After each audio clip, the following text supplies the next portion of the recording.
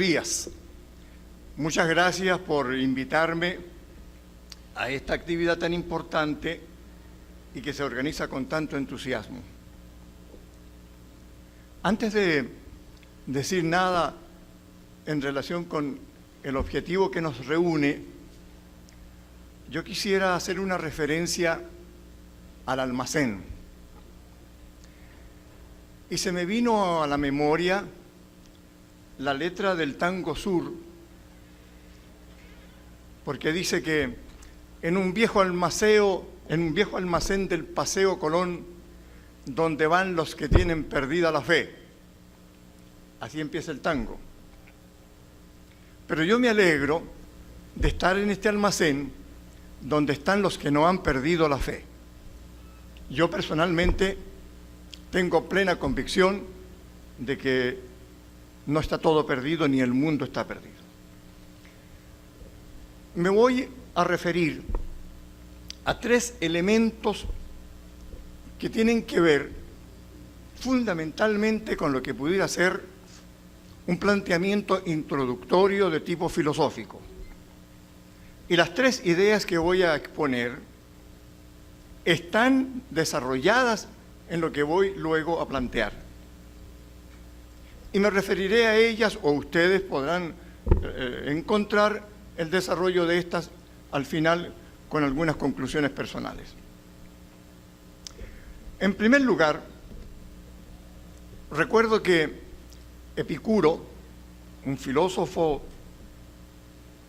griego posterior a Aristóteles, hizo una exhortación a los jóvenes que acudían al jardín, el lugar donde se reunían a filosofar. Y les dijo un día: no se canse el joven de filosofar por ser joven, ni el viejo por ser viejo de filosofar. Porque el primero puede pensar que todavía no es tiempo y el viejo que ya ha pasado el tiempo. Pero ni en uno ni otro caso debemos dejar de filosofar. La segunda referencia tiene que ver con un filósofo presocrático anterior a Epicuro.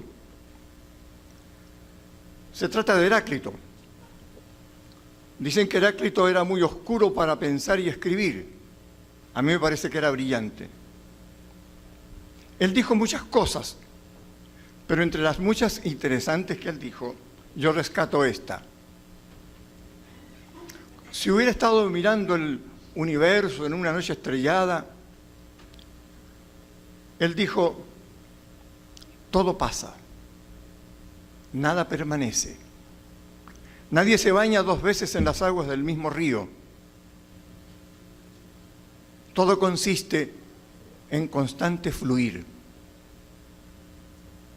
Por lo tanto, la idea del cambio está anunciada 500 años antes de Cristo. En tercer lugar, se trata de un filósofo contemporáneo, húngaro, István Mészáros, quien ha señalado en un libro excelente que yo recomiendo, recientemente publicado, La carga del tiempo histórico, y tiene que ver con una imagen que él toma de Marx en el Capital, en el primer tomo, cuando Marx se refiere a la relación entre capital, dinero y mercancía, y señala entonces allí una imagen de metabolismo referido al sistema del capital. Y Mészáros, a partir de esa imagen, señala que en el siglo XXI es necesario pasar de un metabolismo social a otro metabolismo social distinto. Las tres ideas están en lo que voy a decir a continuación.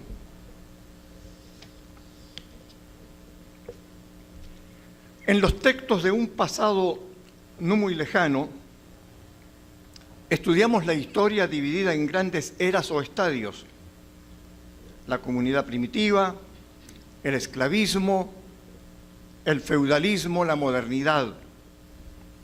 Un criterio más riguroso hacía pensar a Marx que se trataba de modos de producción y formaciones sociales determinadas material e históricamente.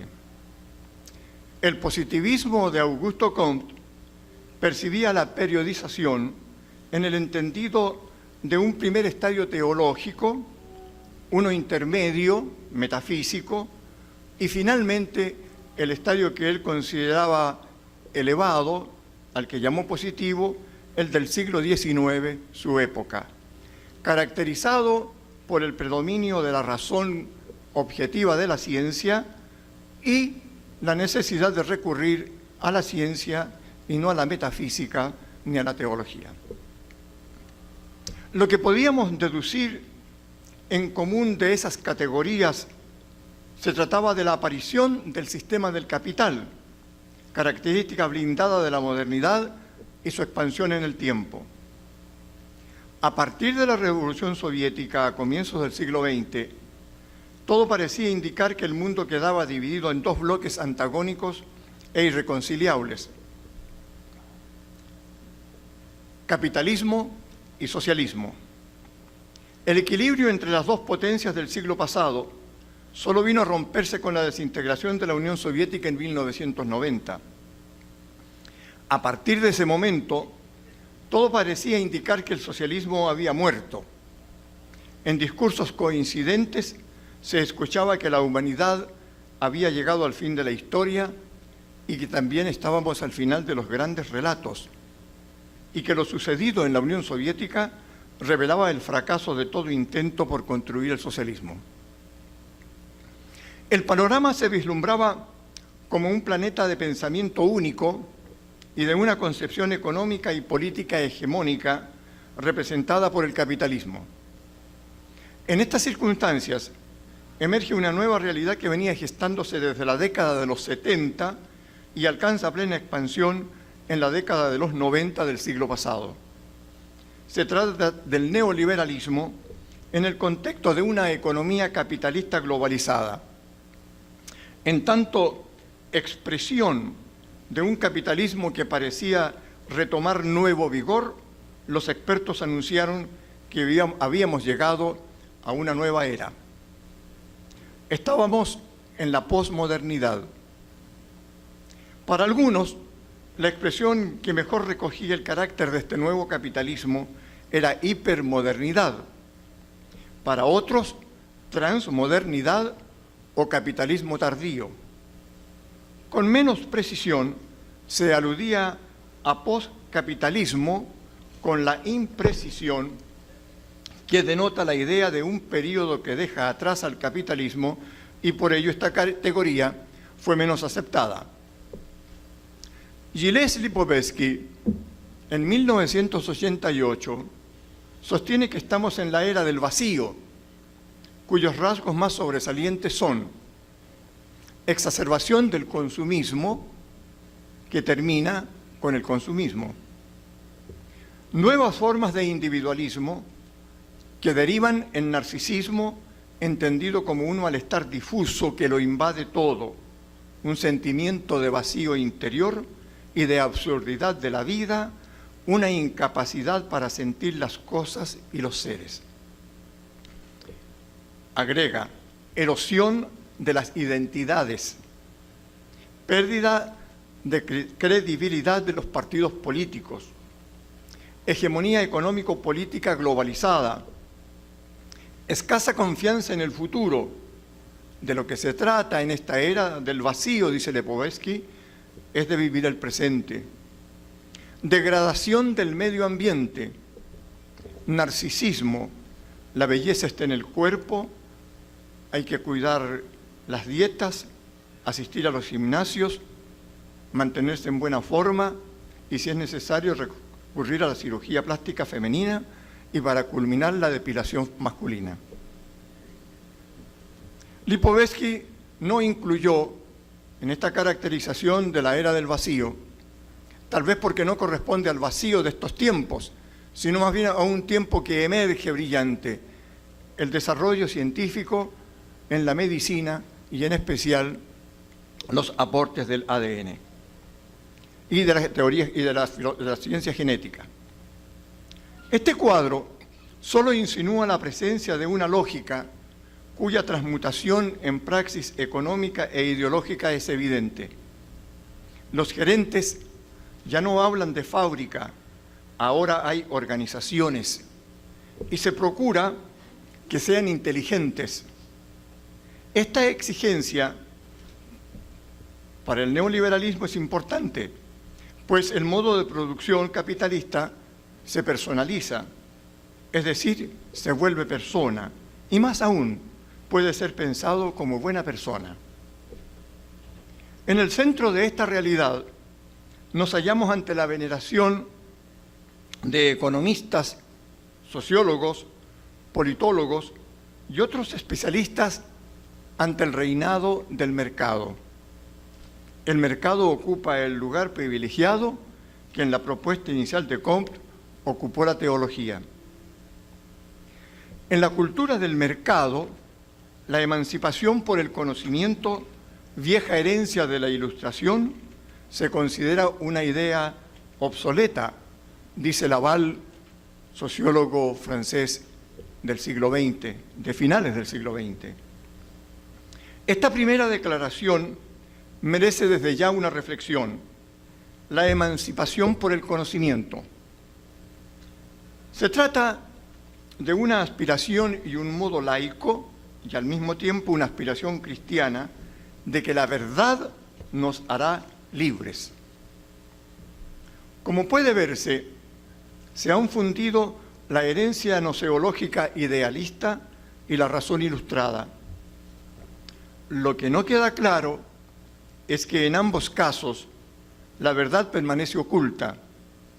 En el cristianismo, la liberación que produce la verdad es la verdad de la fe, de la iluminación divina, apoyada por la creencia de la tradición. Todo ello fortalecido en el dogma inconmovible. Entonces no se trata de una verdad que el hombre construye o descubre después de haber alcanzado la libertad. Se trata de la apropiación de una verdad dada, a priori, que otros han establecido y no cabe otra opción sino aceptarla y repetirla. En la cultura predominante del mercado y en el contexto de la globalización, esa aspiración de ser libres por el conocimiento es una burla, una ironía que insta a buscar las causas reales por las cuales la educación y la fe no han podido cumplir su oferta de liberación. Mientras observamos y vivimos la educación en el sistema del capital y nos atrapa el modo de producción capitalista, la aspiración por una educación que nos haga libres desde la escuela, la universidad o por gracia divina sigue siendo una manipulación ideológica. Para el liberalismo de nuestros días, el mercado es todo. Es la promesa y la praxis de un mundo liberado. La democracia es un invento, un objeto que se agrega a la vida humana como se agrega una camisa al cuerpo. No es algo natural, declaraba un economista conservador al Le Monde Diplomatique de Francia. Y cerraba con esta sentencia: solo el mercado es natural. Nos encontramos ante una realidad que nos conmina a asumir una nueva ética de la liberación, una ética que deja de ser una simple reflexión sobre la convivencia social y exige una conducta moral ciudadana